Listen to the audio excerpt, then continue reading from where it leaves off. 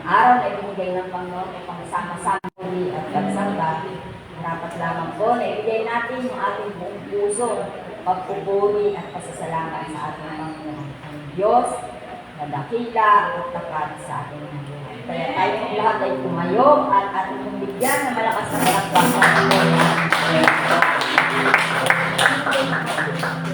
Tayo po ay manalangin.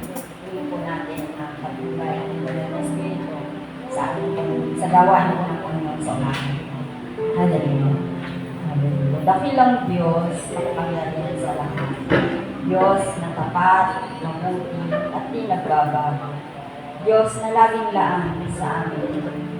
Marami pong salamat, Panginoon, sa nakalipas na mga araw kung saan kami ay pinapagtagumpay mo po sa amin po ang pinagdaanan ng pagsubok ng kahirapan. Tunay nga po, Panginoon, na kayo ay tapat sa amin. Salamat po, Panginoon, sa kagalitan ng aming mga karamdaman, sa kalakasan, at sa iyong mayamang biyaya at haba. Narito po kami, Panginoon, nagpapakumbaba na amin ang aming mga karulihan, ang aming mga pagsuway, ang aming mga pagkukulang, Panginoon. Ngayon po namin ang paglilinis, ang kapatawaran na aming mga kasalanan. Dahil nais po namin, Panginoon, ang aming pong pagpupuri at mga iyahan sa inyo ay maging katanggap-tanggap at kalulog-ulog sa inyo. Kaya Panginoon Jesus, salamat po sa iyong paglilinis. Hiniling din po namin ang pagkilos ng Banal na Espiritu. Holy Spirit, we welcome you in this place.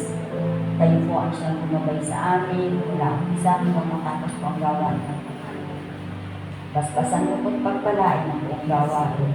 Dalangin po namin na maibigay namin ang pinakamataas na pagpupulong pagsamba sa Panginoon sa tulong niyo po, Holy Spirit. Gabayan niyo po kami. Gayon din po ang lingkod na gagamitin na siya maghahayag na yung salita sa umaga nito. Sa kami po siya na yung kapangyarihan po sa kanyang masagana ang munting at kalayaan ng pagpahayag natin sa iyong kaluluwan. At ihanda ko rin po ang aming mga puso, Panginoon. Dalangin namin na yung kapangyarihan ng salita ay luminis sa lahat ng aming katulingan, papalakas po kami, Panginoon, at patuloy na mag-amay nagagalang na mag-ibig sa iyo. At nagtitiyaga at nagtitiis ng wakas. Salamat po, Panginoon. Dalangin din po namin, Panginoon, patuloy na pong iparanan sa amin ay yung banal na presensya. Ang presensya na ibibigay sa amin ang kapayapaan at kapahingahan. Salamat po, Panginoon, na po namin ang matatupayan at ang pagpapala niyo po sa umaga. Kung ano bang kong gawa ng awal, kaya ang sinasaway sa mga pangyayang pangalan ng Jesus. That your kingdom come and that your will be done on earth as it is in heaven. Purihin ka, Panginoon. Maraming pong salamat sa ito ang ating pangkulit at nakita sa natatanging pangalan ng Jesus. Ito ang aming panalangin. Maraming sabi na Amen. Manatili po tayo nakatayo, makapagpapastupal sa akin sa aklat ng mga awit. Awit 62, 1 and 2. Sundan niyo na lamang po ng paningin at aking pong babasahin. Sabi po dito, Awit 62, 1 and 2. Tanging sa Diyos lamang ako ay aasa, ang kaligtasan ay nagbubuhat sa kanila. Tanging siya lamang ang tagapagligtas, tagapagtanggol ko at aking malasag, aking nagtagumpay sa lahat ng oras. Purihin ang pagkadasa ng salita ng Diyos. Saglit po tayo makaupo at ang katong tatawagin ang mangunguna sa ating pong pag-aawitan.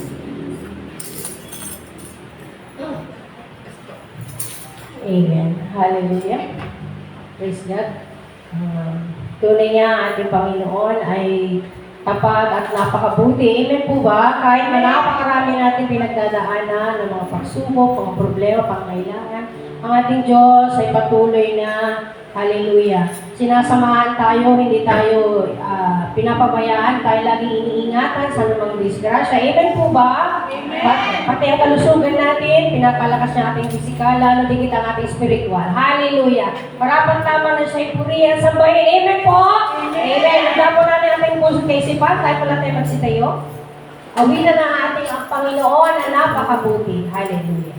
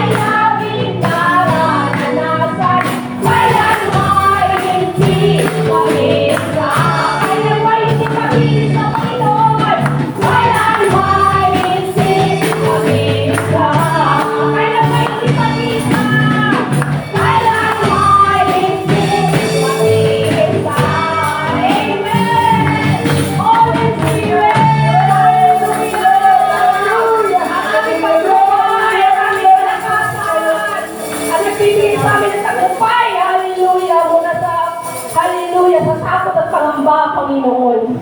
Salamat sa tagumpay, Banal na Espiritu.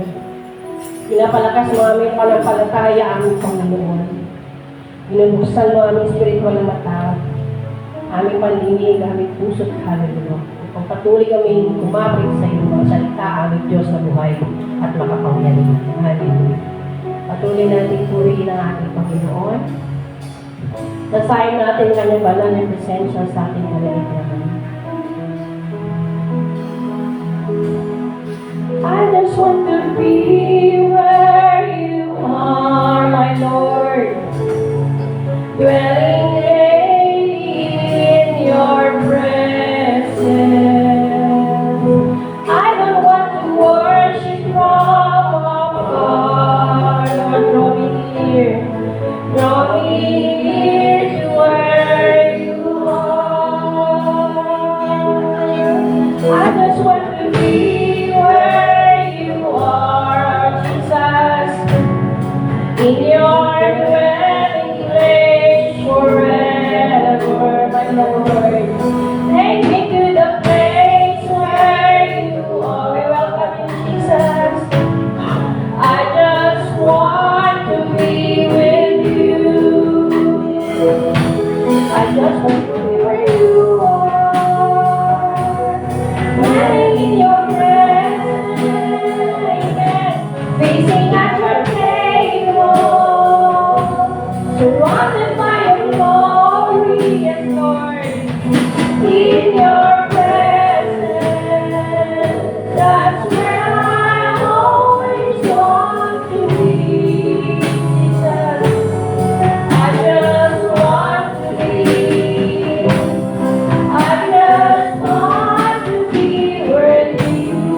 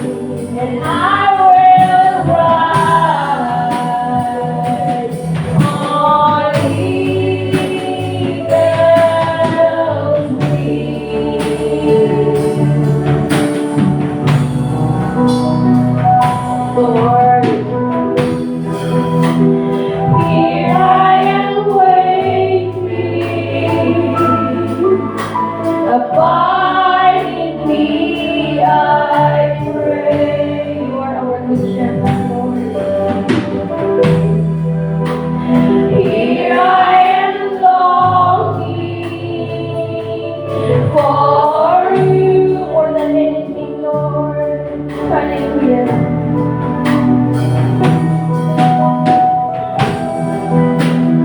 Hide me in your love. Bring me to my knees. Lord. May I know Jesus more and more. Amen, Lord. Hallelujah. We need you, Lord. Come live in me. All my love, my Jesus, take over. I'm trusting you, Lord. Come breathe in me, and I will rise on eagle's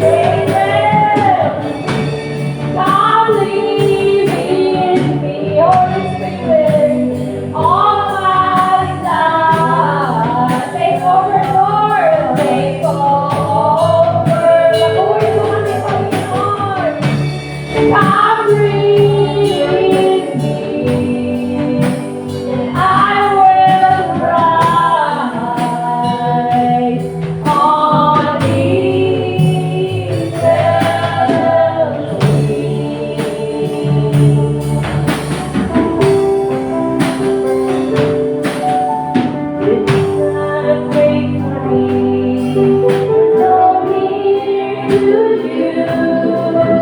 but you clothe yourself with frail humanity. Glory to you, hallelujah. You did not wait for me, yes, Lord, to cry out to you, but you let me hear your voice calling me, and I'm forever grateful to Jesus. I'm forever grateful for God, hallelujah. I'm forever grateful to you, my Lord, that you came, thank you, Lord, to seek and save the lost. You did not wait for me to draw me near to you, thank you, Lord, but you clothe yourself with frail humanity, hallelujah.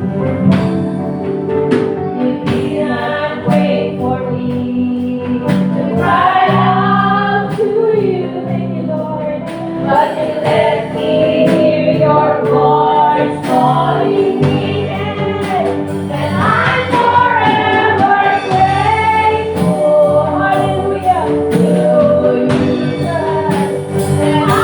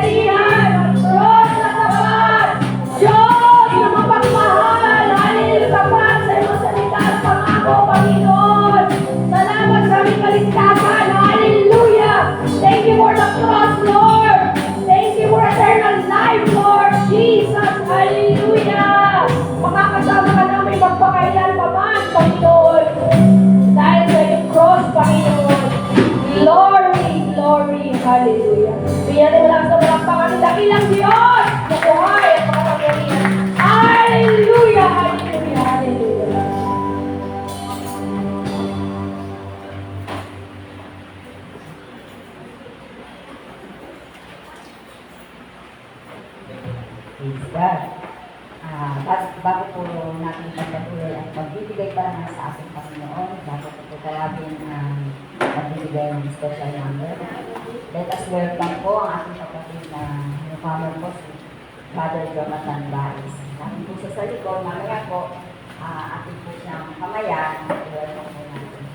Welcome po sa Dorong Faith Church, kung saan ang Panginoon susunod ang aming pinataas sa lugar na ito. At ngayon po, tinatawagan ko po ang Lord ng special number para sa ating Panginoon. Ano iba kundi ang De Guzman family. Kaya pakalito natin ang Panginoon sa kanilang yun.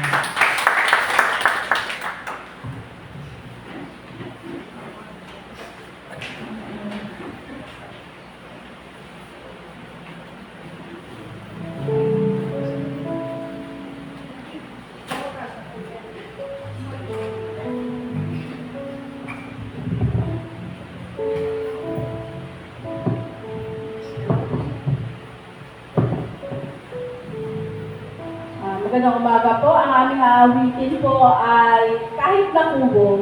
Sa ating buhay, anumang sitwasyon ng ating buhay, ay lagi natin ipagpasalamat sa Panginoon at ang ating paningin at pananampalataya ay lagi lamang nakatuon sa Kanya upang kamtan natin ang langit na bayan. Para sa Panginoon mo at para sa inyo.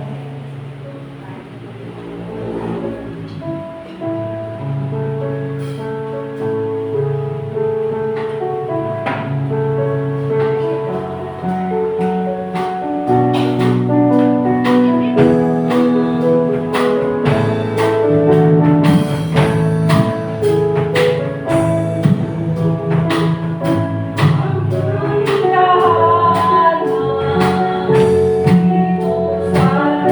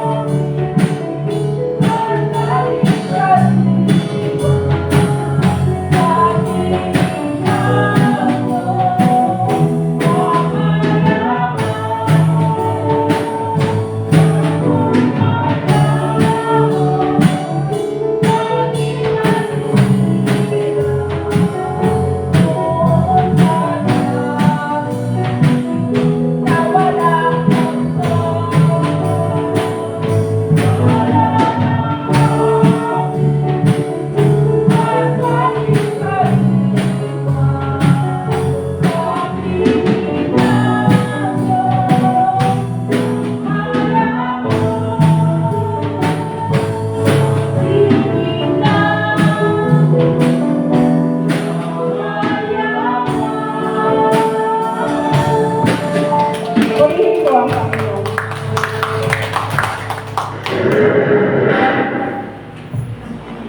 Ito po yan. Kapag po ang ating Diyos at pinaghanda po niya tayong titirahan. Sa lahat ng tapat sa Kanya, mayroon po tayong titirahan sa langit na bayan. At yun nga po, ihanda po natin ang ating mga sarili sa pakikinig ng salita ng Diyos. Ilalagay po ng kanyang lingkod na iba, kundi si Pastora Maling Acosta. Palakpakan po natin ang Panginoon.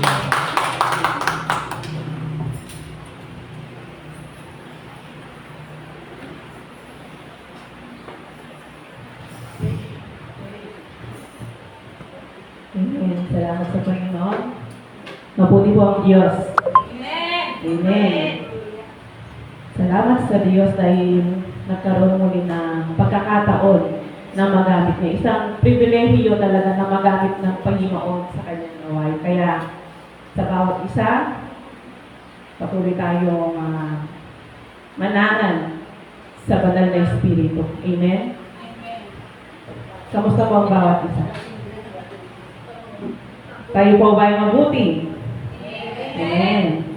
Kapag mabuti ang Diyos sa ating buhay, siyempre, tayo po ay mabuti.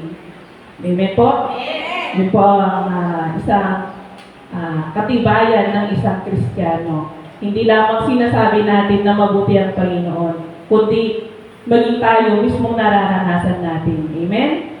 Bago po tayo magpasimula sa ating pag-aaral ng salita ng Panginoon, inaanyayahan ko po ang bawat isa na tayo po'y tumayo at makipagbukas po kayo sa akin sa aklat po ng unang Kronika, unang Korinto, chapter 10, verse 13.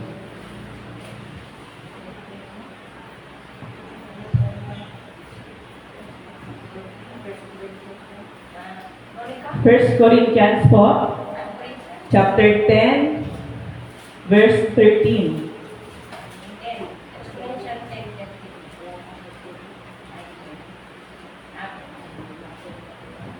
Kung inyo na pong natagpuan, sabay-sabay po natin itong basahin.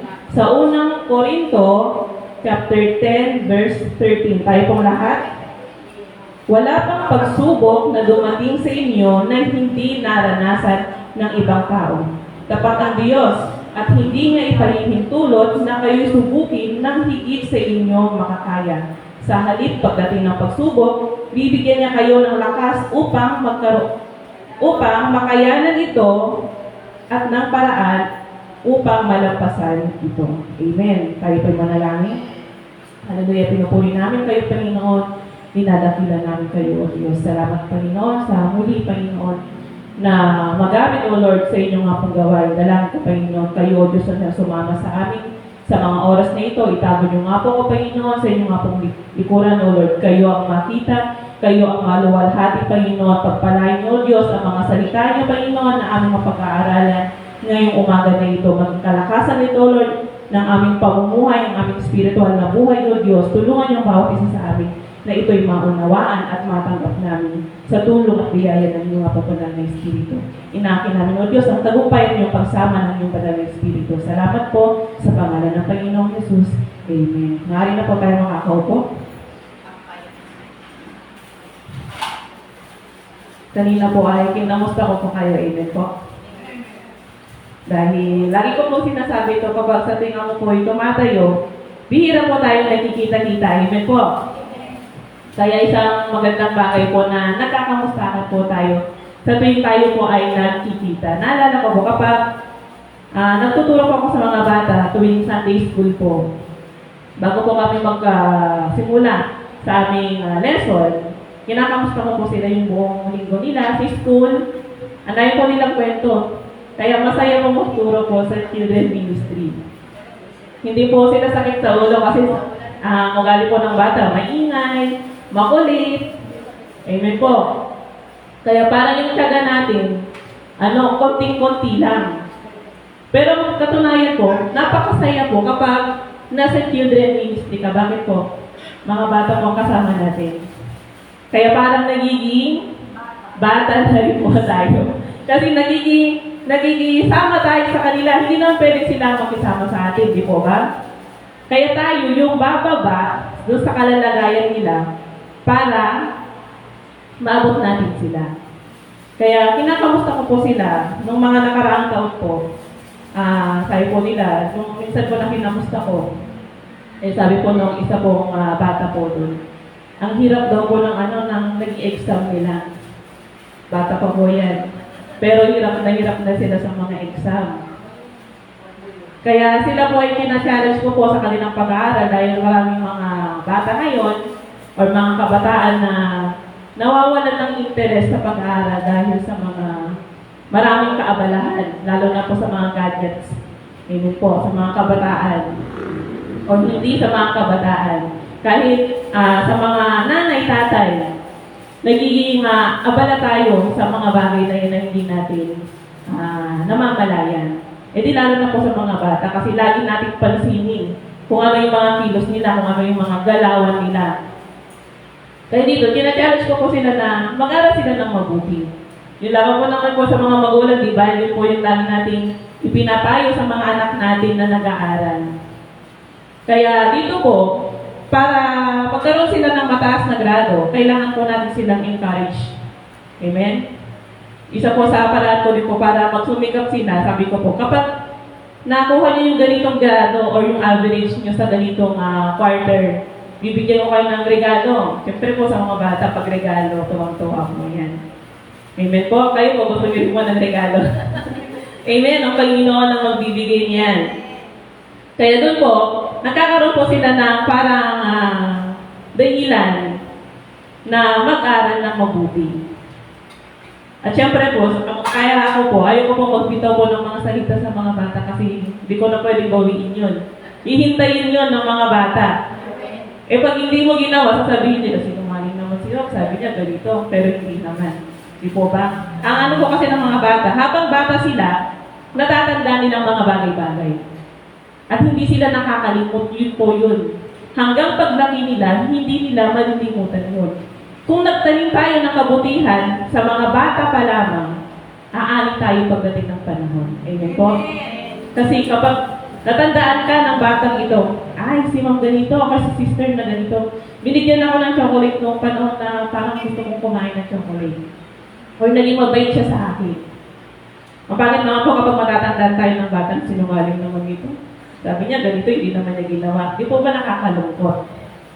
Kaya sa ating mga mananampalataya, kung sa mga bata may mga pagsubok silang nararanasan, amen po, tayo po meron po. Amen. Sino po dito walang pagsubok? Wala. Kamusta yung mga po yung mga katabi? Kamusta ang kapatid? Kung magbibili na kaya tayo ng pagsubok, sino kaya dito ang pinakamarami? Di po ba? Siguro sa katatayuan natin, iisipin natin, naku, dami kong pagsubok. Ang dami kong mga suliranin, hindi lang ako nagsasalita, pero nakakatuwa po, hindi man alam ng katabi natin, alam ng Diyos. Amen. Sabi nga po sa binasa natin kanina, walang pagsubok na dumating sa atin na hindi natin ito malalagpasan. Tandaan po natin, ang mga pagsubok po na nararanasan din natin ngayon, huwag mong iisipin na ikaw lang ang nakakaranas nyo. Naranasan din yan ng katabi mo.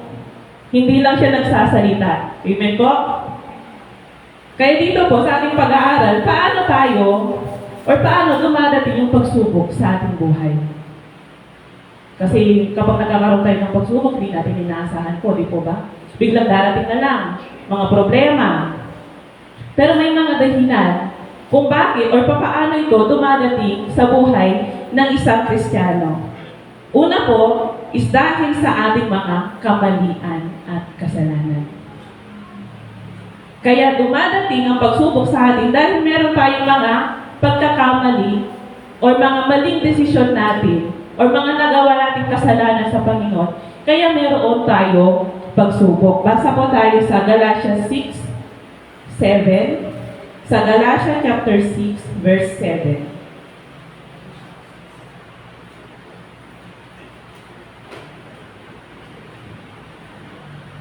Sabi po dito, sa King James Version, huwag kayong padaya, ang Diyos ay hindi napabibiro, sapagkat ang lahat ng ihasik ng tao ay siya namang aanihin niya.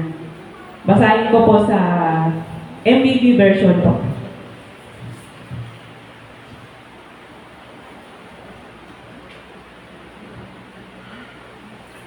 Sabi po dito sa MVP, huwag ninyong linlangin ang inyong sarili. Hindi maaaring tuyain ng Diyos. Kung ano ang itinanim ng tao, iyon din ang kanyang aanihin. Kaya yung salita, kung ano ang iyong itinanim, yun ang iyong aanihin. Hindi lang siya basta-basta kasabihan. Kasi baka lagi nating naririnig, uy, kasabihan yun, sinabi ni ganitong scientist, may ganun, di ba? May nag-quote, kung di ako nagkakamali, may nag-quote ng isang scientist, pero yung quote na yun, galing sa Biblia. Yung mga ibang quote ng mga scientist, kung ating pag-aaralan, nanggaling din po talaga yun sa Biblia.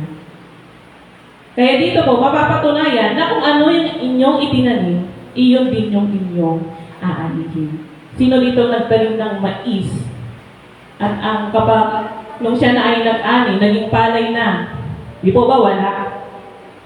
Isa po sa halimbawa nito, kapag ang tao po ay nagkaroon ng kasalanan, kumari nakapatay siya, mapapatawad siya ng Diyos, di po ba? Kung humingi siya ng tawad, yun po yung pinakamahalaga. Kapag ang tao ay nagkasala o nakapatay, humingi siya ng tawad sa Panginoon, patatawarin siya ng Diyos, pero yung kasalanan na ginawa niya ay may kaakibat na parusa. Kailangan po niya iyong pagdusahan. Kailangan niya, yung iba po nakukulong, di po ba? Yun yung parusa na ibinibigay sa mga taong nagkakaroon ng kasalanan sa batas. At ang pangalawa pong halimbawa, ito naman po ay sa pansarili natin. Kapag mayroon tayong mga bisyo, example po kapag ang isang tao ay mahilig uminom ng alak, ngayon nagsasaya siya. Pero pagdating ng araw, dadating ang panahon na manghihina yung katawan ng isang tao. Doon nagsisimula na nagkakasakit ang isang tao na mayroong bisyo ng kanyang kabataan. Amen? Kaya yung mga edad na ganito, or 50, 60, marami na agad silang nararamdaman. Pero yung mga kaedadan nila na walang bisyo, malalakas pa. Amen. Si tatay ko po, nung bago po siya kinuha ng Panginoon, malakas po yun. Malakas pa si tatay. Kasi nung kabataan niya, meron na siyang bisyo nun, hindi siya ganun kalulong. Nung hindi pa siya nakakakilala sa Panginoon. Kumbaga, sa panahon po natin ngayon, kapag sinabing tulong, ang pinakamababaw na salita is bartikero kapag sa manginginom po, di po ba? Pag sinabing bartikero, umaga, tanghali, gabi, laging inom. Meron po kilala noon na sa kapitbahay po namin. Actually, hindi siya umiinom ng tubig. Alak lang po. Ang katabi niya sa kanyang upuan, dun sa parang tumba-tumba, ay yung paborito niyang inumin na Red Horse. Doon na din siya nagmumumog po kapag umaga. Yun na wala po siyang tubig. As in, yun po yung tubig niya sa katawan niya. Kaya yung kanyang pangangatawan, hindi po siya mataba. Masasabi ko na hindi talaga siya malusog. At yung kanyang tiyan po ay napakalaki, parang nakalunok po ng isang malaking bola. So kahit na ganoon yung kanyang kalalagayan, ay pinagpapatuloy niya pa rin yung kanyang bisyo. Kaya hindi po mabuti sa isang tao, lalo na sa isang Kristiyano, ang may ganito bisyo. Dahil pagdating ng araw, tayo po ay sisingilin ng ating katawan. Amen po? Kailangan po nating alagaan. Sabi nga po dun sa salita ng Panginoon, huwag tayong magpakalasing. Saan po tayo dapat magpakalasing? Hindi po sa alak, sa banal na Espiritu. Amen. Doon po tayo, magpakapuspos tayo sa banal na Espiritu. Yun po yung hahanapin natin. Tuwing umaga, bago tayo matulog, hindi po yung mga bagay na nakakasira ng ating katawan. Sa pangalawa po, paano dumadating ang pagsubok sa ating buhay? Isa po sa dahilan, kung kanina po, dahilan, or dahil sa ating kamalian at kasalanan, ang pangalawa naman po ay dahil sa mga kamalian at kasalanan ng iba. Amen. Hindi ikaw gumawa ng kasalanan, pero ikaw ang dumadanas ng consequence. Paano po kaya yun? Kumbaga, katabi mo lang kung sa school, katabi mo yung nangopya, pero ikaw yung napagbintangan. Hindi tayo gumawa ng kasalanan, pero dahil sa kasalanan ng iba, tayo yung naghihirap, katulad ng Panginoong Jesus sa krus. Dahil sa kasalanan natin, napako siya sa krus. At yun yung daling dahilan kung bakit siya namatay. Pero yun din yung pinakamagandang bagay na nangyari. Kasi dahil sa kamatayan ng Panginoon, tayo po ay naligtas sa ating mga kasalanan. Kaya isang magandang, pinakamagandang regalo yun ng ating Panginoon sa ating buhay. Pangatlo po, sa pamamagitan ng mga tukso. Lahat po tayo nakakaranas dito. Iba't ibang mga tukso. Sa version po ng King James, dito po sa unang Korinto, chapter 10, verse 13, alam na po ito ng bawat isa. Sabi po diyan, yung binasa po natin kanina, sabi po dito sa King James Version, hindi dumating sa inyo ang anumang tukso, kundi yaong matitiis ng tao. Datapwat, tapat ang Diyos na hindi niya itutulot na kayo'y tuksuhin ng higit sa inyong makakaya, kundi kalakip din ng tukso ay gagawin ng paraan ng pag-ilap upang ito'y inyong matiis. Amen. Ang tukso po ay hindi po yan hindi po yan malayo sa atin. Actually, malapit po sa atin. Sinusundan po tayo yan. Kahit saan tayo magtungo, yung pagsubok, sa MBB version po, sinabi po doon pagsubok, di po ba? Sa King James version naman po, ang pagkakabanggit po is tukso. Sinusundan tayo ng tukso. Kaya ngayon, sabi nga po, lagi po itong nababanggit po ni Pastor Amedi. Ang tukso ay hindi pa ito kasalanan. Nagiging kasalanan lamang ito kapag tayo ay nahulog o nagawa natin yung pagkakasala na yun. Yung sinasabi sa atin ng kaaway na gawin natin na hindi naman dapat natin gawin. Nagiging kasalanan lamang ang tukso kung nagagawa natin yun. Kaya doon sa kanta po ng worthy, tukso, layan mo ko, hindi lalayo ang tukso. Ikaw ang lumayo sa tukso. Yun yung susi. Ang sabi po doon sa dulo, paraan ng pag-ilag. Dito naman po sa version po ng MBD, paraan upang malampasan ito. Amen. Malalampasan natin ito kung mayroong banal na espiritu sa ating buhay. Kasi hindi po natin makakayanan kung sa sarili lamang natin lakas. Wala po tayong kakayahan. Kapag ang Panginoon kinuha yung lakas natin, anong say natin? Wala. Wala tayong mapapala, wala tayong pwede sabihin sa Panginoon. Hindi natin pwede sabihin, Lord, naglikod ako sa iyo. Hindi.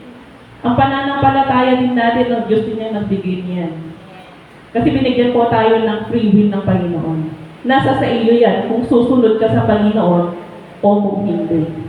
Dahil sumunod ka sa Panginoon, pinagpapala ka ng Diyos. Hindi lamang sa mga nararanasan natin sa araw-araw, natatanggap natin, yung mga bonuses natin sa trabaho, unang-una po, kalusugan po natin sa pangangatawan. Kasi hindi naman po tayo makakapagtrabaho, hindi tayo makakakilos kung wala tayong lakas. Kaya yung lakas natin, nanggagaling po lahat yan sa Panginoon. Kaya walang-wala po tayo kung wala ang Panginoong Jesus sa ating buhay. Kaya palagi po nating alalahanin, sabi nga po, dun sa awit na yung kaganda ng umaga. Amen po? Kasi, pag tayo gigising, lagi natin alalahanin ang Panginoon. Kasi ginising tayo ng Diyos. Amen. Sino po dito yung nagpasalamat kung nagising?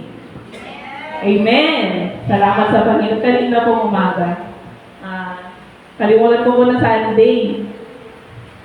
Nung pagtilag ko mo gano'n ng liwanag, nasa labas, akala ko kung anong oras na. Biglang bangon ako. Akala ko malalig na ako dito. Pero pag sobrang pag-alala ko kanina, aga ko naman po sobra. Kung mga nakarating ko po, late po ako nakakarating. Kanina naman po, salamat sa biyaya ng Panginoon, maaga po ako nakarating dito. Kaya, dito po sa pangalawang punto po na ating pag-aaralan, kanina po, paano dumarating ang pagsubok. Pangalawang puntos po is bakit dumarating ang kahirapan naman sa atin. Bakit tayo nagkakaroon ng paghihirap? Or bakit tayo nahihirapan sa mga bagay-bagay na kung sa iba naman ay napakasimple lang. Si sister naman, gagawa ka lang naman ng research ko, okay lang yan. Madali lang yan. Ayan naman si Chat GPT. Sa mga estudyante, yan po yung mga parang takbuhan nila para matapos agad yung mga kailangan nilang gawin sa school. Una po, bakit dumarating ang kahirapan? Una ay bunga ng kasalanan. Sa John chapter 5 verse 14,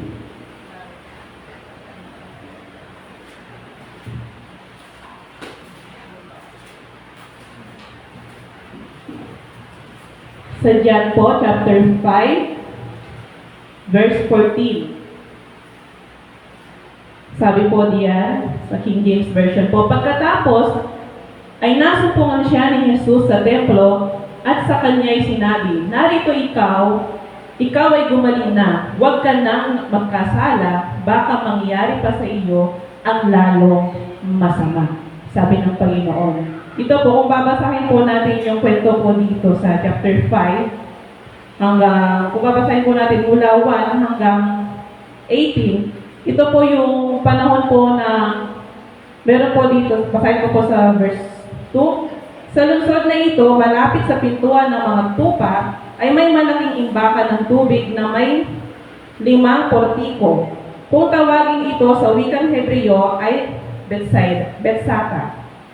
Nasa paligid dito ang maraming may sakit, mga bulag, mga pilay, at mga paralitiko. Sila'y naghihintay na gumalaw ang tubig. Dahil may panahon ang isang anghel ng Panginoon ay bumababa at pinapagalaw ang tubig. At ang unang lumusong sa tubig, matapos na ito'y gumalaw, ay gumagaling sa anumang karamdaman.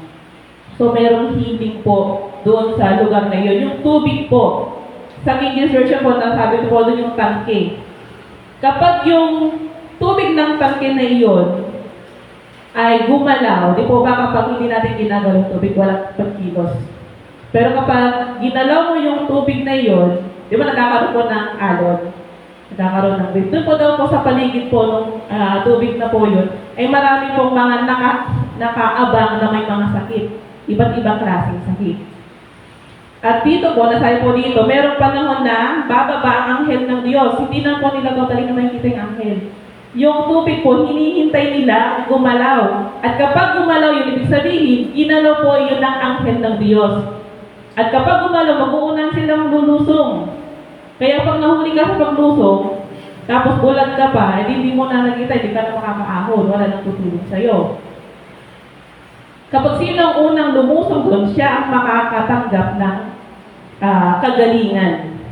Pero dito, merong isang lalaki sa verse 5 po, may isang lalaki doon na 38 taon nang may sakit. Nakita siya ni Jesus at alam niyang matagal nang may sakit ang lalaki. Kaya tinanong niya ito, gusto mo ba gumaling? Tayo po, pag tinatanong po tayo, pag mayroon tayong sakit. Gusto mo bang gumaling? Amen! Sa mga nanay po, kapag may sakit yung anak, ayaw kumain. Minsan po ang tanong nila, gusto mo bang gumaling? Pag gusto mong gumaling, kumain ka. Amen po? Kasi yun yung magiging lakas ng katawan. Pag hindi kumain ng isang bata, lalong manghihina. At kapag nanghina yun, sasabihin pa dapat ng mga nanay, punta kita sa hospital, sige, pag di ka kumain. Diba? Pag takot naman yung bata sa hospital, sa mga doktor, kakain na yan. Dito po, sabi ng Panginoon, gusto mo bang gumaling? Sumagot ang may sakit. Ginoo, wala pong maglulusong sa akin kapag gumalaw na ang tubig. Papunta pa lamang ako ay nauuna na sa akin. Meron na nauuna sa kanya. Kaya, paano nga makakakilos yung isang tao kapag hindi ito makalakad? Nakahiga lang siya. Pero dito, pinagaling siya ng Panginoon. Sabi po dito ng Panginoon sa verse 8, sinabi sa kanya ni Jesus, tumayo ka, buhatin mo ang iyong higaan at lumakad ka. Noon di, gumaling ang lalaki, binuhat ang kanyang higaan at lumakad. Amen. Binigyan siya ng kagalingan. Pero sabi ng Panginoon dito sa 14, pagkatapos ito, nakita ni Jesus sa loob ng templo ang lalaki at sinabihan ito, magaling ka na ngayon, huwag ka nang gumawa ng kasalanan at baka masahol pa riyan ang mangyayari sa iyo. Nangangahulugan na yung pagkakaroon niya ng sakit ay dahil sa kasalanan. Kasi sabi niya, binalaan siya ng Panginoon, huwag ka na ulit gumawa ng kasalanan. Dahil kapag gumawa ka ulit, baka mas masahol pa yung mangyayari sa kanya. Nakakalungkot po dahil minsan po sa mga bunga po na kahirapan natin ay yung dahil sa mga kasalanan nating nagagawa. Pangalawa pong halimbawa si Miriam. Yung anak po ay kapatid ni Moses. Kung sino po nakakaalala. Si Miriam po ay kapatid ni Moses. Dito po sa mga bilang, sa aklat po ng mga bilang. Chapter 12, verse 10.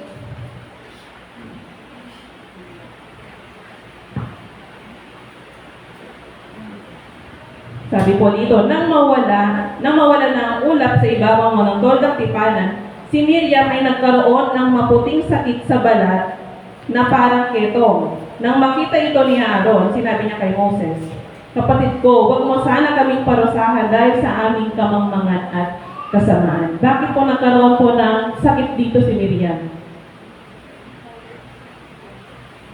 Sabi dito po sa kwento na ito, basahin ko po sa verse 1 po, mula po sa chapter 12. Sina Miriam at Aaron ay nagsalita ng laban kay Moses dahil sa babaeng kusita na kanyang pinakasalan. So ito po yung naging kasalanan nila. Nagbigay or nagbitaw sila ng salita laban kay Moses, na lingkod ng Diyos. Sabi sa 2, ang sabi nila, sa pamamagitan lang ba ni Moses nagsasalita si Yahweh? Narinig ni Yahweh ang usapan nilang ito, si Moses naman ay isang taong mapagpakumbaba, higit kanino man nabuhay sa ibabaw ng lupa. Noong panahon na ito, parang nagkaroon ang magkapatid na ito, si Moses at si Aaron, na siguro pagmamataas sa sarili nila. Kasi inaisip nila na bakit ka Moses lang ba pwede magsalita ang Panginoon? Sa atin din pwede. Kumbaga dito, minaliit nila ang lingkod ng Diyos na si Moses. Sabi nga po dito sa 2, sa pamamagitan lang ba ni Moses nagsasalita si Yahweh? Sa panahon po ito ni Moses. Dahil sa panahon ni Moses, sabi po dito ng Panginoon, nung narinig ito ng Diyos, sabi po sa 4, dahil dito tinawag ni Yahweh sina Moses, Aaron at Miriam. Sinabi niya, magpunta kayong tatlo sa toldang tipanan, at nagpunta na sila. Si Yahweh ay bumaba sa anyo ng haliging ulap at tumayo sa pintuan ng toldang tipanan. Tinawag niya sina Aaron at Miriam. Paglapit nila, sinabi niya, pakinggan ninyo ang sasabihin ko. Kung ang sino may nais kong piliing propeta, nagpapakita ako sa kanya sa pangitain at kinakausap ko siya sa panaginip. Amen? Sa 7, ngunit kaiba ang ginawa ko kay Moses, sapagkat ipinagkatiwala ko sa kanya ang aking buong sambahayang Israel, kinakausap ko siya ng harap-harapan at nasasabi ko sa kanya ang lahat sa maliwanag na paraan, hindi sa pamamagitan ng kalinghaga at siya lamang ang nakakakita sa aking anyo. Bakit hindi man lamang kayo natakot na magsalita laban sa kanya? Sana'y nagalit sa kanila si Yahweh at siya'y umalis.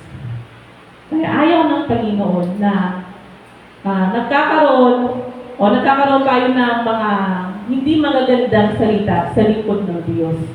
Dahil ang Panginoon ang siyang pumipili ng mga lingkod niya. Sabi dito, pinipili ko kung sino yung propeta. Sabi ng Panginoon. Dito po sa 6, sinabi niya, pakinggan ninyo ang sasabihin ko. Kung ang sino man nais kong piliing propeta, magpapakita ko sa kanya sa pangitain at kinakausap ko siya sa panaginip. Ang Diyos ang pumipili. Kaya bilang tayo mga miyembro, wala tayong karapatan na maliitin yung itinalaga ng Panginoon. Dahil isang malaking kasalanan sa Diyos. Kapag nagkaroon tayo ng pangit na salita sa lingkod ng Panginoon. Kung meron tayong reklamo sa ating pastora, sabihin po natin sa kanya ng diretsahan. Huwag po nating pag-uusapan kasi isang malaking kasalanan po iyon sa Panginoon. Huwag tayo magbibitaw ng mga masasakit na salita sa ating pastora dahil ang Diyos po ang siyang magtatanggol sa kanila. Kaya alagaan po natin ang ating pastora. Amen po? Amen. Para po lang po Sino mo dito nagmamahal sa ating pastora? Amen. Malapit na po yung ating anniversary. Kaya salamat sa Panginoon dahil sa darating po na anniversary natin is 34th na.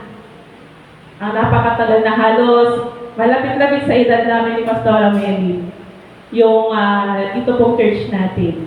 At kung bibilangin naman po yung mga unang gawain po dito sa Isabela, higit pa po dun sa 34 years. Kung bibilangin po natin, baka abot na 40, mga ganon.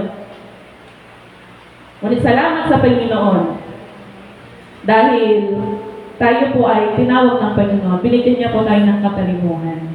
Kaya bilang lingkod ng Diyos, pakita rin po natin sa ating pastora, hindi lang po sa ating pastora, sa inyong mga katabi po na mga mananampalataya. Tingin nga po kayo ulit. Pinili po yan ng Panginoon. Amen? Pinili yan ng Panginoon. Pinili kayo ng Diyos. Kaya kung meron pong magsasalita sa inyo ng mga hindi mananampalataya, huwag po kayong matakot. Sabi ng Panginoon, huwag kayong maghihiganti kasi ang Diyos ang siyang maghihiganti para sa atin. Amen? Napakabuti ng Panginoon. Alala ko po, ito po ay, kami po kasi sa bahay, marami po kami anak ng pusa. Ngayon po, ay yung isang pusa po namin, intervisyo po dun sa kapitbahay po namin. Kasi nagdudumi po siya. Hindi po pag pusa, hirap naman pong sawayin yan.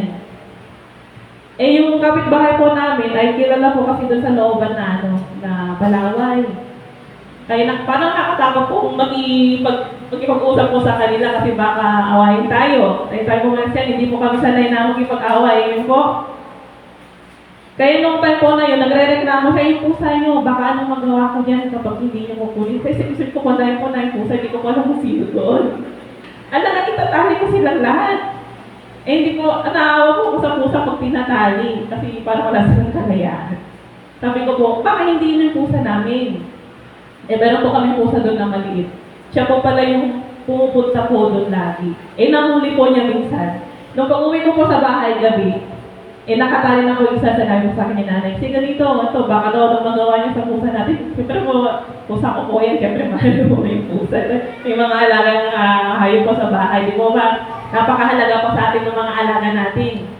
Pagtatanggol po talaga natin yan. Pero sa isip ko, paano ko pagtatanggol, natatakot din ako kasi hindi ako sanay yung mag-away. Kaya sabi ko kay nanay, bahala na nanay. Huwag na lang tayo magsalita. Kaya mo ng Panginoon. Ayaw ko sabihin yun kasi baka po anong gawin ng Diyos. Pero dahil sa hindi ko kaya pagtanggol sarili ko, binigay ko sa Diyos yung pag-aalala ko na iyon. Kinaumagahan ko, yung pusa po yung nagtusa, namatay po siya. Namatay yung pusa. Kasi po, tinali po namin yun eh, hindi po niya nakayanan. Ayun po, nabikti-bikti siya doon sa gilid. Kaya nakakaawa po. Pero bagaman, na nakakaawa, yun po yung paraan ng Panginoon. Kaya salamat sa Diyos. Nung pinata ko nga ba yun sa ate ko eh. Nilingon niya agad ako ganun. Parang, ay, nasabi mo yun. Pero salamat sa Panginoon dahil mabuti pa rin ng Diyos. Amen po? Dahil tayo po, kahit po mga hindi mananampalataya, mahal po ng Panginoon. Kaya nga po, tayo ay pinili ng Panginoon para po sa kanila. Maghayag or maibahagi yung salita ng Diyos. Pangalawa pong halimbawa po dun sa bunga ng kasalanan ay si Haring Asa. Ito po ay mababasa po natin sa Ikalawang Kronika, chapter 16, verse 12. Ikalawang Kronika po, chapter 16, verse 12. Ito ko na lang po. Sabi po dito, ng kanyang kabataan po, si Haring Asa, siya po ay nagtitiwala sa Panginoon. So, nagtitiwala siya sa Panginoon nung kabataan niya. Siguro, ng mga bata siya, hanggang nag-teenager siya. Pero, ngunit nang siya'y tumanda na, tinanggihan niya ang pangunguna ng Panginoon Kaya pinarusahan siya ng Diyos sa pamamagitan ng pagkakaroon niya ng sakit sa paa. Nung bata pa daw si Asa, siya ay nagtitiwala sa Panginoon. Pero nung siya ay tumanda na, hindi na siya nagtitiwala sa Diyos. Nawala na yung pagtitiwala niya, pananampalataya niya sa Panginoon. Kaya minsan po, nalulungkot po ako sa mga bata po na nakakaiwan po namin. Na sa una po, napaka-active po nila. Lagi po silang umaten. Tapos, nauuna pa sila sa amin, doon po sa lugar. Ngayon po, matanda na sila, halos malalaki na sila. Doon naman po, nagkaroon ng biglang lumayo sila. Nakakalungkot po, di po ba? Dito po kay Haring Asa, hindi lang po paglayo yung kanyang ginawa. Tawag doon, siya po ay tinanggihan niya na yung pangunguna ng Panginoon sa kanyang buhay. Isa po nangyayari ito po sa mga anak. Pag nung bata, maliliit pa, pag yung nanay, malingat lang ng konti, iyak na yan. Kasi magwawala na, wala yung mama ko, wala yung tatay ko. Puta lang ng palengke, iyak na yan, kailangan kasama. Sa Ilocano, surot na surot. Di po ba? Halos yung nanay, iwanan niya na, pero yung anak ayaw bumitaw. Pero kapag lumaki na, kaya ko na to. Yan ka na nanay, may iwan ka na dyan. Ako na pupunta. Nagiging independent sila. Sa sobrang independent nila, ayaw na nila ng payo ng magulang. Parang ganito po yung nangyari kay Asa. Nagkaroon siya ng pagmamalaki sa sarili. Ayaw tinanggihan niya na yung pangunguna ng Panginoon. Pero dahil sa kanyang pagtanggi at pagkalimot niya sa Diyos, pinarusahan siya ng Panginoon sa pamamagitan ng pagkakaroon niya ng sakit sa paa. At yung nakakalungkot po dito, imbis na lumapit siya sa Diyos, humingi ng tawad, hindi po. Pumunta pa siya sa mga manggagamot para magpagamot. Sino po yung dahilang manggagamot po natin? Ang Panginoon Jesus. Siya lamang po yung nakakapagbigay ng lubos na kagalingan sa atin. Hindi lamang po sa ating pisikal na katawan, lalo na po sa ating kaluluwa. Pinapagaling tayo ng Panginoon mula sa kasalanan. Tinatanggal po niya yung kasalanan ngayon. Kasi yung kasalanan, ito po yung naging dahilan ng sakit natin. Dito po sa unang puntos po natin, bunga ng kasalanan. Kung titingnan po natin itong tatlong kwento, ang bunga ng kasalanan nila ay yung sakit na meron sila. Sa pangalawa po, upang mahayag ang mga gawa ng Diyos. Bakit dumarating ang kahirapan? Upang mahayag ang mga gawa ng Diyos. Sa John chapter 9, verse 2 hanggang 3,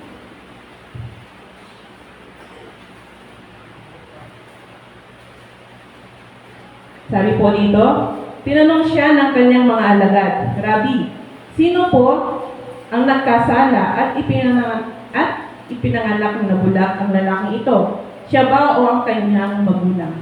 Sumagot si Jesus, ipinanganak siyang bulag hindi dahil sa nagkasala siya o ang kanyang mga magulang, kundi upang mahayag ang kapangyarihan ng Diyos sa pamamagitan niya.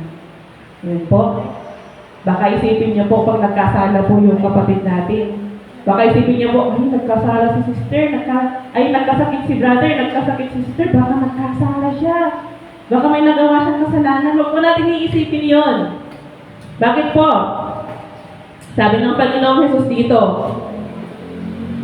sa 3, ipinanganak siyang bulag hindi dahil nagkasala siya o ang kanyang mga magulang, kundi upang mahayag ang kapangyarihan ng Diyos sa pamamagitan niya. Kaya po din po tayo nagkakaroon ng kahirapan, hindi po dahil sa meron tayong nagawang mali sa Panginoon. Alam mo po na tayo po ay makasalanan na talaga sa Diyos. Amen po? Makasalanan po talaga tayo, yun po ang katotohanan. Pero hindi lamang sa nagagawa natin mga kasalanan, kaya tayo nagkakaroon ng kahirapan. Minsan po, ginagamit ng Panginoon ito para mahayag yung kapangyarihan ng Diyos sa buhay natin. Kaya pag meron tayong sakit at pinagaling tayo ng Panginoon, sino po pinapasalamatan natin? Ang Panginoong Jesus. Siya po yung ating pinapasalamatan. Kaya kumbaga, nagkakaroon po tayo mga testimony dito. Hindi lamang po sa may mga sakit at sa mga iba't ibang mga pagsubok na tumutugon ng Diyos sa atin. Huwag po natin isipin na kahirapan, puro sakit na lang. Hindi po. Ang kahirapan, yung mga iba pang mga problema. Sa mga pansariling, alam niyo na po yan, sa trabaho, sa eskwela, at saan pa man tayo pupunta sa bahay. Ayun po, meron po tayong mga sarili-sariling pinagdadaanan. Ngunit, ang lahat po ng iyan ay para mahayag ang Panginoon sa ating buhay. Makilala natin ng Diyos na gumagawa ang Panginoon sa buhay natin. Amen? Kasi wala pa tayong ibang aasahan kundi ang Panginoon lang. Hindi natin pwede sabihin, kaya ko to. Paano pag kinuha ng Panginoon yung lakas natin? Sabi ko nga po kanina, kaya mo pa ba? Di po ba hindi na? Sabi mo, matalino ka. Ako'y pinakamagaling. Parang si Linda Walker. Siya yung pinakamatalino. Paano pag kinuha ng Panginoon yung talino niya? Masasabi ba niyang pinakamatalino pa siya? Hindi na po. Kaya wala tayong may pagmamalaki sa Panginoon. Ang lahat po ng mayroon sa atin ay nagkagaling lahat sa ating Diyos.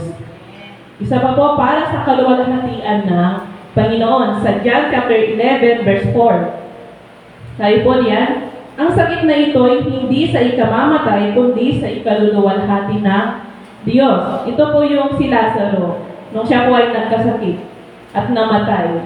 Sanabi ng Panginoon dito, hindi dahil sa sakit mamamatay si Lazaro, kundi sa ikaluluwalhati ng Diyos. Paano yun? Namatay na si Lazaro. Alam niyo po ba ang kwento na yun? Amen. Si Lazaro po, meron pong kapatid na si Martha at si Maria. At ang Panginoong Jesus po, kung babasahin ko natin ng Biblia, isa pong malapit sa puso ng Panginoon. Kaibigan po sila ng Panginoong Jesus. At noong panahon po na nagkasakit si Lazaro, wala po si Jesus Christ doon sa lugar nila. Nasa ibang lugar siya kasi nga nangangaral, nagmimisyon ng Panginoon noong panahon na iyon. At nung may nagbalita sa Panginoong Jesus na si Lazaro ay mayroong sakit at baka hindi niya na ito maabutan. Sabi ng Panginoon, hindi sa sakit siya mamamatay, kundi para maluwalhati ang Diyos sa kanyang buhay. Kaya nung Panginoong Jesus, nung pumunta siya dun sa lugar po nila Maria, patay na po si Lazarus nun. Ilang araw na siyang naibig. Pero dito, gumawa ang Panginoon ng himala. At dito po, alam po natin yung kwento. Amen po? Binuhay ng Panginoon si Lazaro. Amen. Wala sa patay, binuhay niya si Lazaro. Hindi lamang binuhay, kundi pinagaling pa niya sa sakit niya, nakaramdaman. At dito, marami po nakakita ng mga tao. At dahil marami nakakita, maraming nagtiwala, maraming sumampalataya sa Panginoong Jesus. Dahil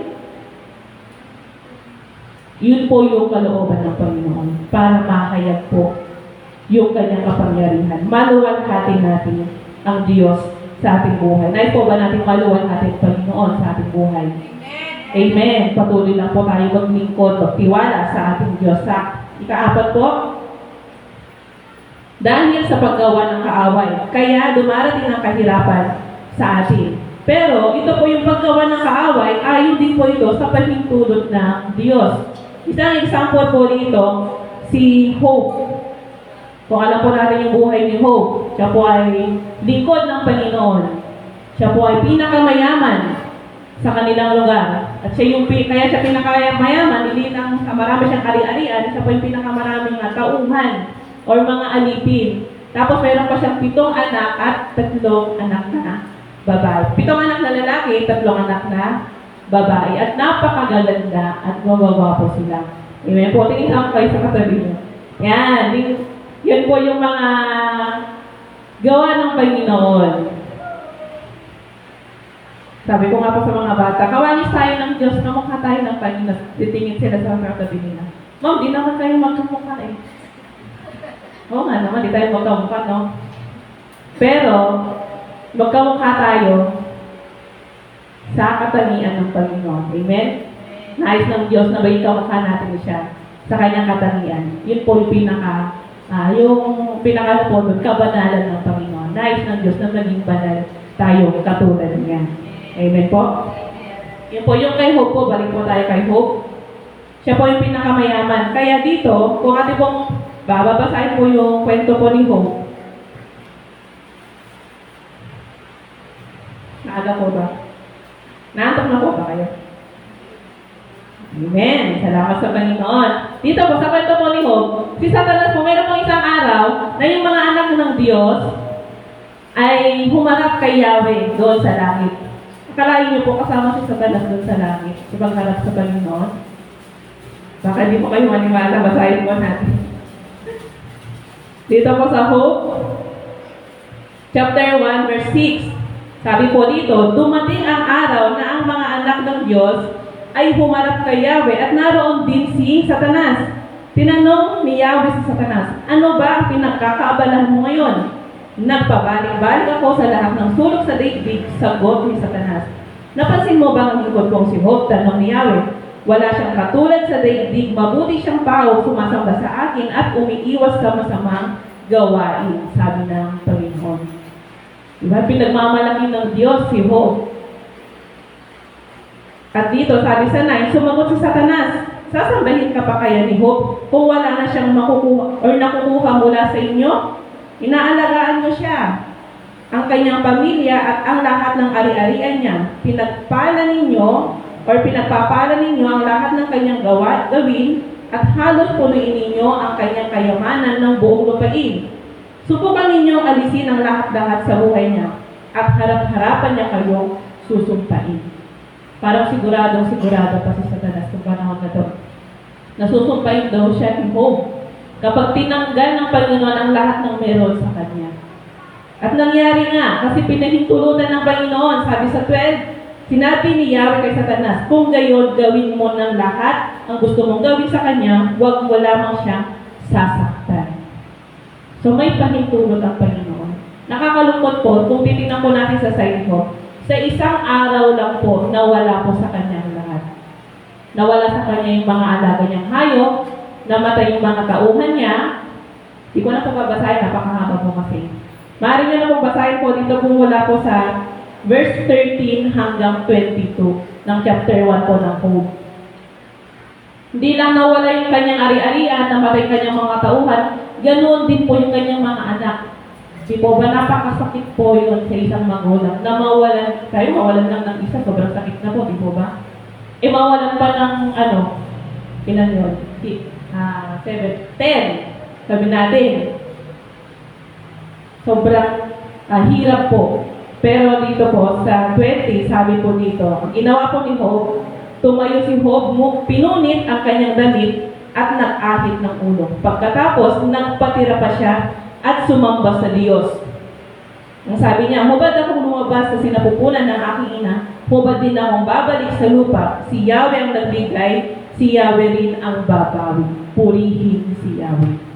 Amen. Sino kaya po dito sa atin ang nakaranas ng mabigat na pagsubok? Naitaas pa ang kamay sa Panginoon at sinamba ang Diyos. Di po ba? Karamihan po sa atin, kapag mayroon po tayong pagsubok, ang hirap po natin ihakbang yung ating mga paa para pumunta po sa church. Amen po. Para ang tamlay-tamlay natin kapag mayroon tayong pagsubok. Pero si Job dito, nagpuri pa siya sa Diyos, sumamba pa siya sa Panginoon. At sinabi niya, hubad siyang iniluwan dito sa mundo at hubad din siyang babalik. So, ibig sabihin, wala po tayong pag-aari dito sa mundo.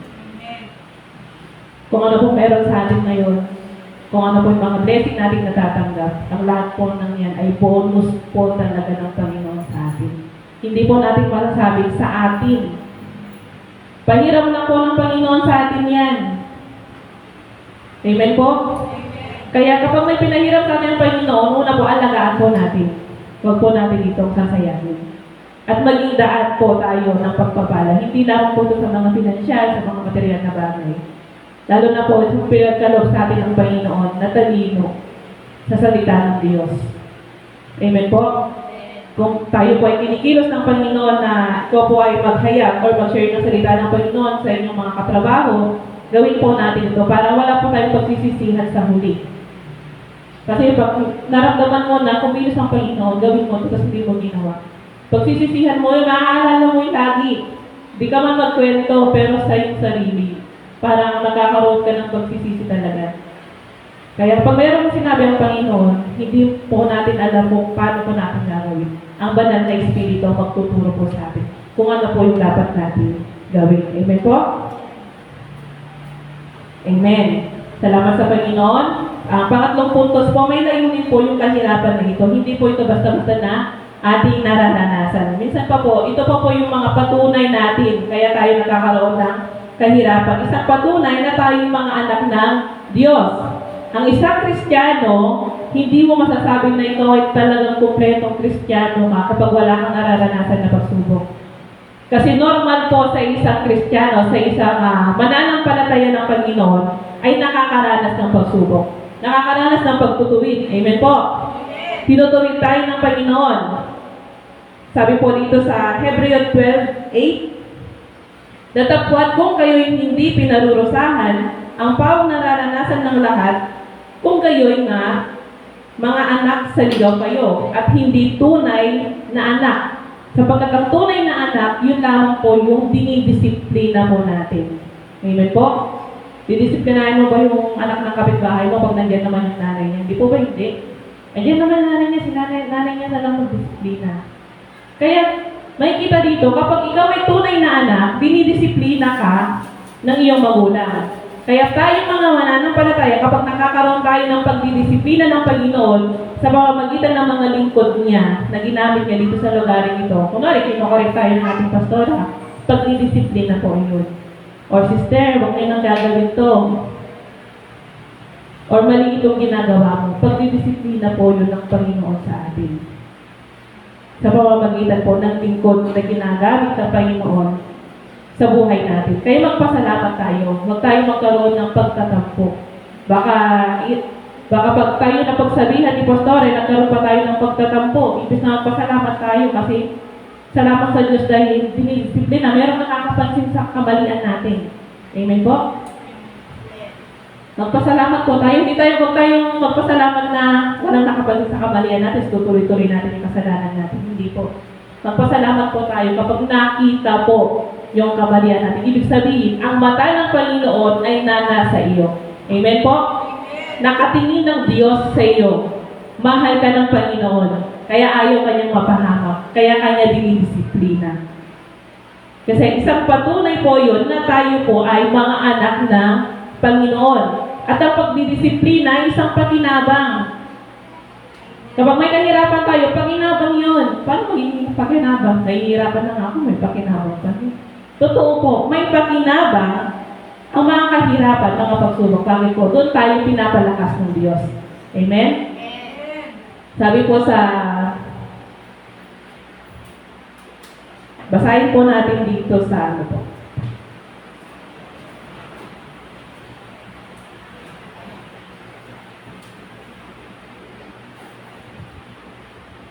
Sa ikalawang Korinto, chapter 12, verse 9.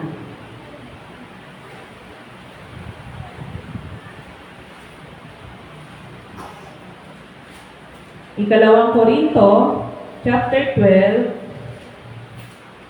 verse 9. Sabi po, ganito ang sagot, ang kanyang sagot. Ang kagandahang loob ko ay sapat na para sa iyo, sapagkat lubusang nahayag ang aking kapangyarihan kapag ikaw ay mahina. Amen po? Kapag tayo ay mahina, doon naman po nahahayag yung kapangyarihan ng Diyos. Kasi pinapalakas tayo ng Panginoon. Amen po. Sino po dito yung mahina? Tapos mahina pa rin hanggang ngayon. Hindi po nananatili ang kahinaan. Tandaan po natin. Kung saan tayo mahina, doon po tayo malakas. Kasi kasama natin ang Panginoon. Sabihin nyo nga po, kasama ko ang Diyos. Amen. Kaya huwag po natin sasabihin na tao lang ako, nagkakasala, madaling matukso, madaling mahulog sa kasalanan. Huwag po natin sasabihin yon. Dahil anak ka ng Diyos, i-claim mo na ikaw ay anak ng Panginoon. Gamitin mo yung karapatan mo na anak ka ng Diyos. Hindi yung sinasabi mo na anak ka pero hindi mo kiniklaim or hindi mo pinapatunayan na anak ka ng Panginoon. Kailangan natin patunayan yun. sa pamamagitan ng pagsunod sa kanyang kalooban. Kailangan natin sumunod sa kanyang kalooban dahil yun po yung susi ng ating kaligtasan. Para tayo po ay makapunta sa langit na bayan. Yun po yung susi natin. Para tayo po ay makamtan natin yung gantimpala ng Diyos sa buhay natin. Yung buhay na walang hanggan na ibinigay sa atin ng Panginoon. Makakamtan natin yun kapag tayo po ay nasa langit na. Amen? Sa'yo mo bang nakamtan mo na kapag or natanggap mo na yung regalo kapag hindi mo pa hawak? Di po ba hindi? Kapag hawak pa po ni Brother Boy, yung regalo niya kay Sister Gemma, masasabi ba ni Ate Gemma na natanggap niya na kung hawak pa ni Kuya Boy? Di po ba hindi? Kailangan, mahawakan mo na ni Ate Gemma yung regalo na yun bago niya masabi na natanggap niya na yung gantimpala. Yun po. Matatanggap natin ang gantimpala pag nandoon na po tayo sa langit na bayan. Kaya patuloy lamang po tayong maglingkod sa Panginoon. Maraming pong suliranin, maraming mga pagsubok dito sa lupang ito. Pero ang biyaya ng Panginoon ay sapat-sapat. Amen po. Sa kahirapan ng Panginoong Jesus doon sa krus, hindi niya inisip iyon. Ang iniisip niya, kaya siya nagtatagumpay doon sa tukso na dumating sa kanya, doon sa Matthew 4, verse 1 hanggang 11, dinukso siya ng kaaway doon, yung Satanas. Kaya siya nagtagumpay kasi yung kaisipan niya hindi nakatingin dito sa mundo. Bakit? Nakatingin siya doon sa kalooban ng Panginoon. Nais niya na masunod niya yung kalooban ng Diyos. Para tayo po ay magtagumpay, para mapagtagumpay po natin yung bawat pagsubok na ating nararanasan. Kailangan po yung ating kaisipan ay laging nakatuon sa ating Panginoong Jesus. Amen? Kailangan tayong wag natin titingnan kung ano yung mga pangit na bagay dito sa lupa. Kasi ang dito sa lupa po, pansamantala lang po yan, mawawala pong natin yan. Doon po tayo tumingin, doon sa panghabang buhay. Kaya sana sabi nila, walang forever. Hindi po totoo yun, meron pong forever. Ang Panginoon po, sa Kanya po natin masusumpungan ang tunay na kapayapaan. Ang tunay na buhay na walang hanggan. Sa Diyos lamang po. Kaya patuloy tayong maglingkod sa Panginoon. Huwag po tayo manghinawa. Kung may pagsubok po tayo, magpasalamat po tayo. Bakit po? Blessing po yun. Amen? Pag may pagsubok, may blessing. Kumbaga, tingnan natin na magandang bagay ang isang pangit na bagay na dumarating sa atin. Kasi kapag ganun pag gagawin natin, pagpapalain po tayo ng Panginoon. Higit pa dun sa inaasahan natin. Kaya nga yung pabor ng Diyos na sa atin eh. Kaya sinabing pabor. Kasi yung mga bagay na parang hindi naman natin deserve, ay binibigay ng Diyos. Amen? Amen. O parang di mo deserve na pumunta ng ibang bansa. Biglang pagkalap sa'yo ng Panginoon, makakapunta ka sa ibang bansa na dati pangarap mo lang nung bata ka. Kasi ngayon medyo may edad na eh, tinugon ng Panginoon. Kasi nga, nasa atin ang pabor ng Panginoon. Amen? Kaya, hindi po bawal ang mangarap. Sige po, mangarap lang po tayo. Pero wag po natin iuhuli yung Panginoon sa ating pangarap. Lagi po nasa kaunahan or unahan ang Panginoon sa ating buhay. Amen po? Amen. Salamat sa Panginoon. Ngayong umaga po tayo po iaawit sa ating Diyos. Dahil ang Panginoon po ay lagi siya naghahanap sa atin. Lagi niyang hinahanap yung kauhawan natin sa Kanya. Although nakaka-attend tayo, isang mabuting bagay po yun na nakaka-attend tayo sa gawain ng Panginoon. Pero mas mainam po sa bawat pag-attend po natin ay hinahanap natin ang presensya ng Diyos. Yung parang excited tayo lagi na maranasan yung kapangyarihan ng Panginoon sa buhay natin.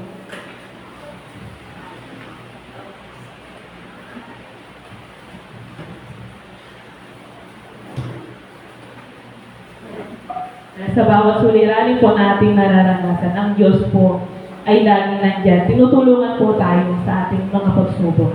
Binibigyan niya po tayo ng lakas. Kaya wala po tayong dapat na ipag-alala dahil kasama natin ang Panginoon. Amen po? Kasama natin ang Diyos. Saan man tayo magtungo, ang Panginoon po, nakikita po tayo. wala pong naitatapos na Diyos. Sabi ko nga po sa mga bata, kahit magtago ka sa ilalim ng lamesa, or maghapon ka dun sa CR nyo para hindi ka makita ng magulang mo, ang Diyos nakikita ka niya. Nakatuwa pa yung mga reaction nila eh, kasi feeling nila pag tago na sila sa mga ganun. Kasi mga bata po yan. Pero alam natin, tayo pong mga lingkod ng Panginoon, kahit saan po tayo magpunta, alam po ng Panginoon kung ano po yung pinaka nasa loob natin. Kaya tayo pong natin tumayo, tawid po tayo sa ating Panginoon. Ano po yan, sa karamihan ng aking pag-iisip sa loob ko, aking Panginoon, ang inyong mga aliw ang nagbibigay lugod sa aking kaluluwa. Gawin po natin itong isang panalangin para sa ating Panginoon.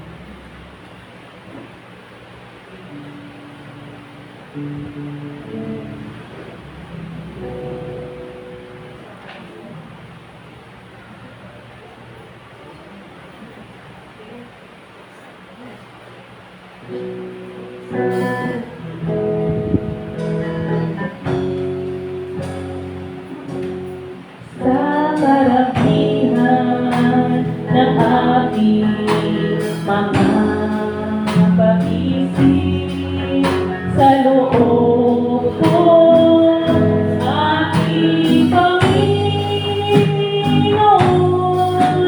ang inyong mga pagaliw ang nagbibigay lugod sa aking kaluluwa. At kung ako naman ay itutulong na maraming suliranin, O Jesus, ang wakas niyong pag-ibig ang sa akin ay palaging umaangay. Kaya ako, Diyos, ay magpupuri ang aking pagsamba ay alay sa inyo. Luwalhati kayo sa inyong kadakilan, kayo'y kapayapaan nitong puso, O Diyos.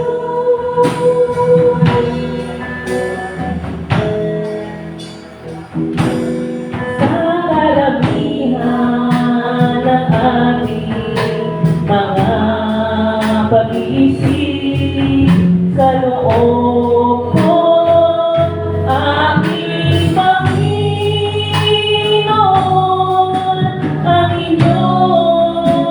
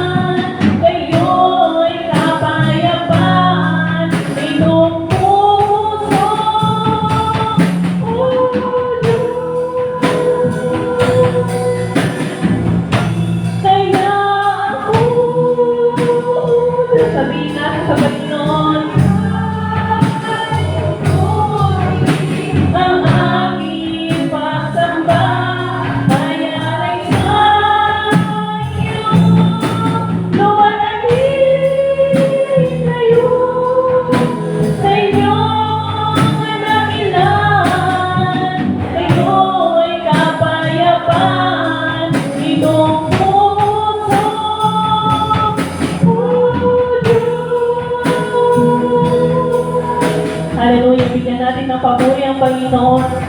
Hallelujah. Hallelujah. Hallelujah. Magbigay po kayo ng pagsamba sa Diyos. Hallelujah. Dahil sa kabila ng ating mga pagsubok, ang Diyos ay laging nandyan. Hallelujah. Salamat, Panginoon. Salamat, O Lord, sapagkat hindi kayo, Panginoon, nagpapabaya sa amin, O Diyos. O Panginoon, nahihirapan kami. Opo, O Lord, hindi namin alam anong gagawin namin, O Diyos. Nakakalimot kami sa inyo, Panginoon. Ngunit salamat, Panginoon, sa inyong mga salita. Salamat, O Lord, sa inyong pagtutuwid, pagpapaalala sa amin, Panginoon. Kung ano, O Lord, ang dapat namin gawin, O Diyos. Lagi niyo pinapaalala sa amin na kayo'y lagi nandyan. Kayo'y lagi nakasubaybay sa bawat isa sa amin. Hindi niyo kami pinababayaan, Panginoon. Patawarin niyo nga rin po kami, O Lord, sapagkat kami, Panginoon, ay nagkakaroon ng mga pag-aalinlangan, nagkakaroon kami, Panginoon, ng pagdududa sa inyo, O Lord. Patawarin niyo kami, Panginoon. Tulungan niyo kami, O Diyos, na sa aming paglingkod sa inyo, Panginoon, mawala, Panginoon, anumang mga balakid, O Lord, sa aming kaisipan, mga inilalagay ng kaaway, O Lord, ay amin nga pong sinasaway, O Diyos, sa pangalan ng Panginoong Yesus.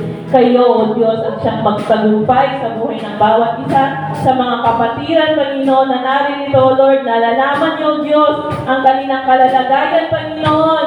Nalalaman niyo, Panginoon, ang mga pagsubok nila, O Lord, mga karamdaman, Panginoon, na meron sila, O Lord, sa mga panahon na ito, sa mga oras na ito, O Lord, lahat ng mga isipin, Panginoon, mga problema, O Lord, kayo, O Diyos, ang siyang magbigay ng katugunan, Panginoon. Kayo, O Diyos, ang siyang magbigay ng kapayapaan, O Lord, sa kanilang kaisipan.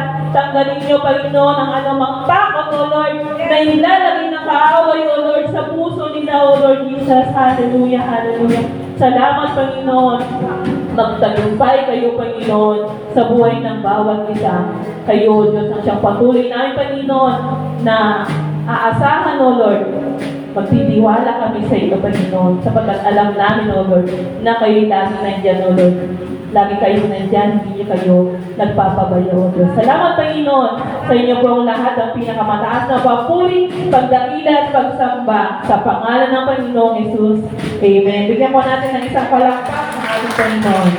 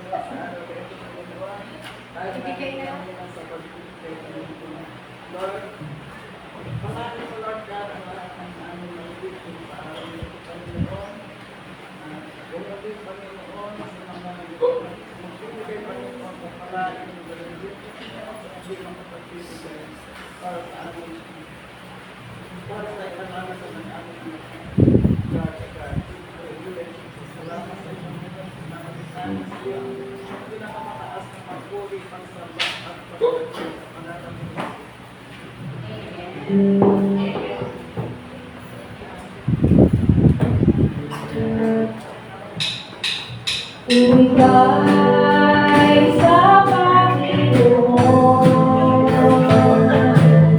kalwalhatian at kalagayan.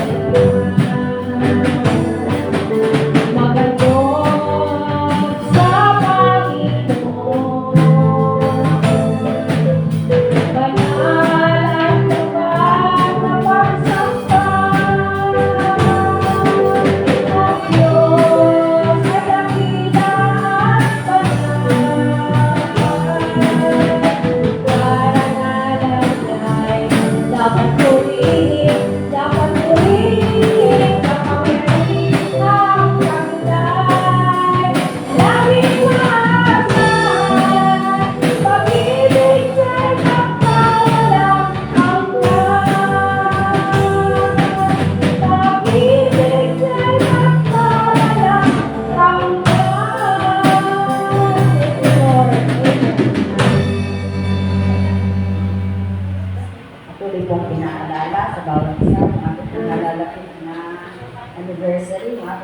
contribution. Ang mga world ko is 1,000 at yung per month is 600. Yeah.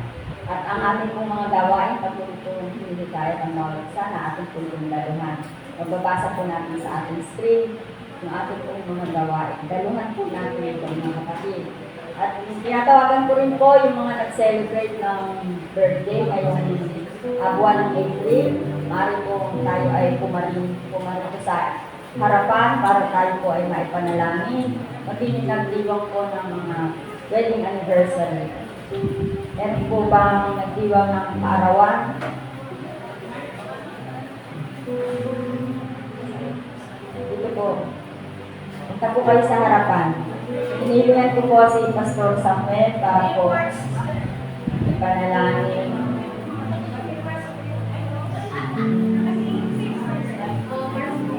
Matira po yung March, hindi nga yung panalangin. Mga may birthday po ng March, April. Punta po tayo sa harapan, papanalangin po tayo, Pastor.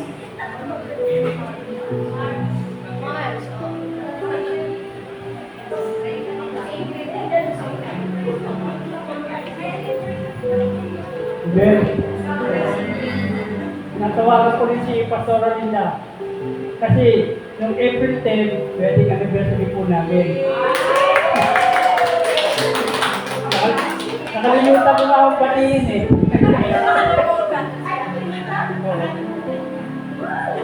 Amen. Okay. Tayo po lahat ay tumayo. Ituloy po natin ang ating mga kamay.